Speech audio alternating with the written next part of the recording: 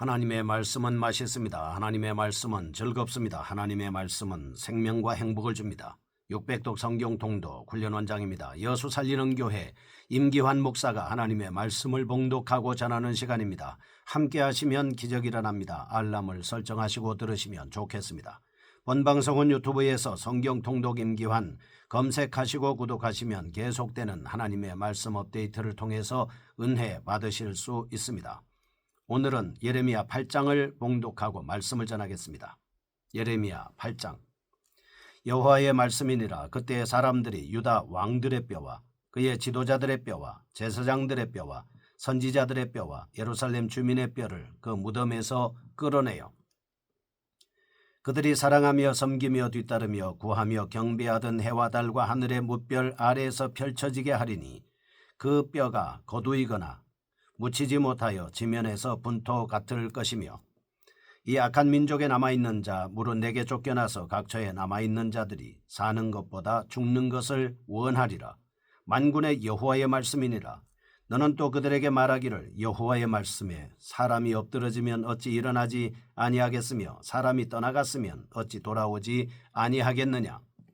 이 예루살렘 백성이 항상 나를 떠나 물러가면 어찌함이냐. 그들이 거짓을 고집하고 돌아오기를 거절하도다. 내가 귀를 기울여 들은즉 그들이 정직을 말하지 아니하며 그들의 악을 뉘우쳐서 내가 행한 것이 무엇인고 말하는 자가 없고 전쟁터로 향하여 달리는 말 같이 각각 그 길로 행하도다. 공중의 학은 그 정한 시기를 알고 산비둘기와 제비와 두루미는 그들이 올 때를 지키거늘 내 백성은 여호와의 규례를 알지 못하도다. 너희가 어찌 우리는 지혜가 있고 우리에게는 여호와의 율법이 있다 말하겠느냐. 참으로 서기관의 거짓의 붓이 거짓되게 하였나니 지혜롭다 하는 자들은 부끄러움을 당하며 두려워 떨다가 잡히리라. 보라, 그들이 여호와의 말을 버렸으니 그들에게 무슨 지혜가 있으랴. 그러므로 내가 그들의 아내를 타인에게 주겠고 그들의 밭을 그 차지할 자들에게 주리니 그들은 가장 작은 자로부터 큰 자까지 다 욕심내며 선지자로부터 제사장까지 다 거짓을 행함이라. 그들이 딸 내 백성의 상처를 가볍게 여기면서 말하기를 평강하다 평강하다 하나 평강이 없도다. 그들이 가증한 일을 행할 때 부끄러워하였느냐. 아니라 조금도 부끄러워하지 않을 뿐 아니라 얼굴도 붉어지지 아니하였느니라. 그러므로 그들이 엎드러질 자와 함께 엎드러질 것이라. 내가 그들을 벌할 때에 그들이 거꾸러지리라. 여호와의 말씀이니라. 여호와의 말씀이니라. 내가 그들을 진멸하리니 포도나무에 포도가 없을 것이며 무화과 나무에 무화과가 없을 것이며 그 잎사귀가 마를 것이라. 내가 그들에게 준 것이 없어지리라 하셨나니 우리가 어찌 가만히 앉았으랴. 모일지어다. 우리가 견고한 성읍들로 들어가서 거기에서 멸망하자. 우리가 여호와께 범죄하였으므로 우리 하나님 여호와께서 우리를 멸하시며 우리에게 독한 물을 마시게 하심이니라. 우리가 평강을 바라나 좋은 것이 없으며 고침을 입을 때를 바라나 놀라운 뿐이로다.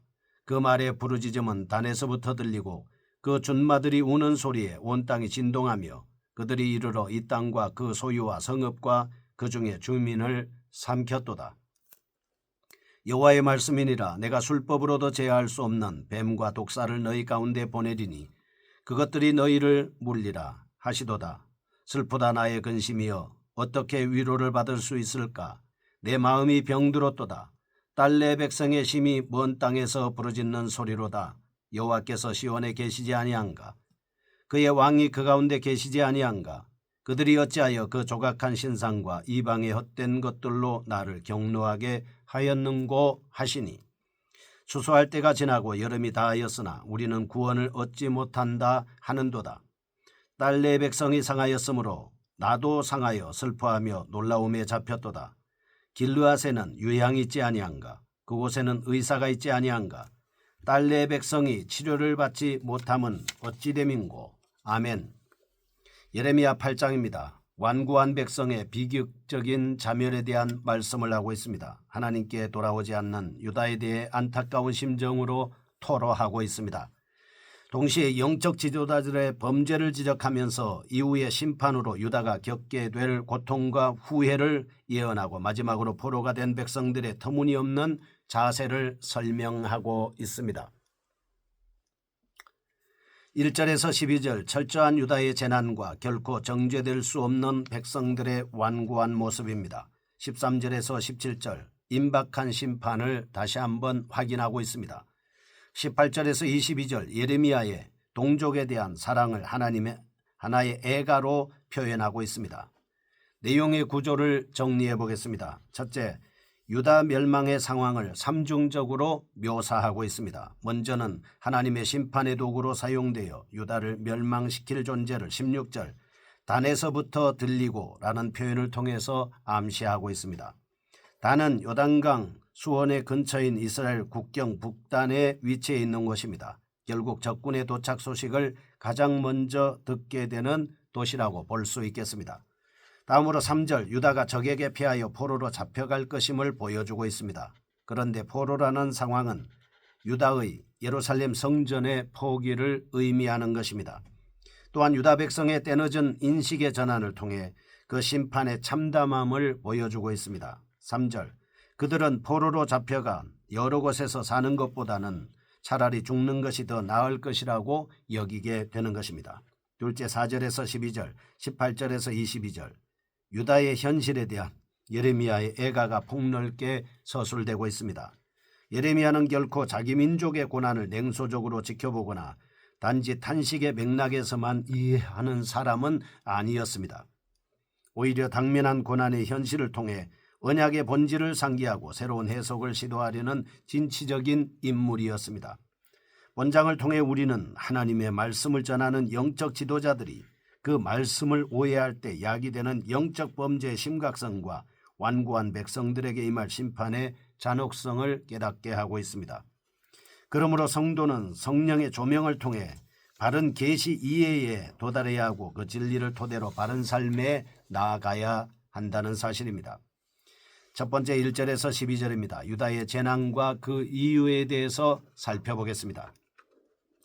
유다가 당하게 될 철저한 재난의 성격을 묘사하고 있는 동시에 계속되는 선지자의 회개 촉구에도 불구하고 여전히 하나님과 합평치 않는 백성들의 완고함을 말씀하고 있습니다. 그뿐만 아니라 죄로 오염된 유다의 치유 불가능성을 토로함으로써 심판의 정당성을 주장하고 있는 것입니다. 1절에서 3절 앞장에 이어 범죄한 유다가 받을 재난을 묘사합니다. 4절에서 7절 하나님께로 돌아오지 않는 유다를 진술하고 있습니다. 8절에서 12절 유다의 영적 지도자들의 범죄를 언급하고 있습니다. 내용적 특성입니다. 첫째 8절과 9절 본서 기자는 유다의 파멸을 영적 지도자들의 율법에 관한 오해와 관련시켜 진술하고 있습니다. 유다의 실질적인 지도자로서 언약 공동체 내에서 율법을 복사하고 해석하는 역할을 감당하던 서기관들은 율법을 잘못 해석하고 거짓되게 기록함으로써 백성들의 심각한 무지와 죄악의 구렁텅이로 전락하게 만들었습니다. 즉 하나님의 말씀을 잘못 사용하여 일체의 희망이 단절된 상황 속에서도 거짓 소망을 불어넣음으로써 진실된 해결을 불가능하게 만들었습니다. 또한 예루살렘에서 율법을 맡고 있는 직분자들은 스스로 지혜롭다고 여긴 나머지 하나님의 율법이 자신들과만 함께 있다고 주장하고 있습니다. 이러한 오만한 자세는 하나님께로부터 주어진 또 다른 말씀을 가지고 그들에게 나온 예레미야 같은 선지자들을 무시하는 것으로 드러나고 있습니다. 하나님의 율법은 어떤 문서에도 기록되어 있었으며 그 안에 하나님의 말씀이 담겨져 있던 것이 분명한 것입니다. 그러나 하나님의 말씀은 여전히 살아서 계속 작용하고 있었습니다. 따라서 예레미야는 하나님의 뜻에 대한 완전한 지식이 율법 내에 갇혀 있었다고 생각하는 유다의 지도자들이 수치를 당하게 된다고 선언하고 있습니다. 둘째 6절과 7절 예레미야는 유다의 비이성적인 행위를 강조하기 위하여 자연계와의 대조를 사용함으로써 유다의 죄악을 생생히 묘사하고 있습니다. 먼저 유다가 자기 고집대로 6절 전장을 향하여 달리는 말같이 저돌적이고도 무모한 행위를 하면서 고의적으로 자신들의 행한 일에 관하여 후회를 표현하거나 회개하지 않았다고 지적하고 있습니다. 셋째 10절에서 12절 예레미야는 유다 백성의 전체의 범죄가 영적 지도자들의 잘못된 인도 때문이라고 말하고 있습니다. 지도자들은 유다 백성들에게 오도된 판단을 제공했습니다. 죄악된 현실을 평안의 상태로 규정하게 만들었습니다. 본달락을 통해서 우리는 하나님의 말씀에 대한 왜곡된 해석이 위험성에 얼마나 위험한 것인가를 우리에게 가르쳐주고 있습니다. 13절에서 17절 임박한 심판에 대한 재확인입니다. 13절에서 15절 포도나무와 무화과 나무의 비유를 통한 유다의 파멸과 적에 대한 백성들의 반응을 말씀하고 있습니다. 16절에서 17절 북방으로부터 오는 적과 하나님의 선언입니다. 본달락에 나타난 내용적 특성입니다. 13절과 17절 상징적인 표현을 통해서 유다의 파멸을 생생하게 묘사하고 있습니다. 17절 유다를 공격해오는 적에 대해 상징이 뱀과 독사로 묘사되고 있습니다. 13절에서 농경으로 인한 상징과 잘 부합된다 하겠습니다.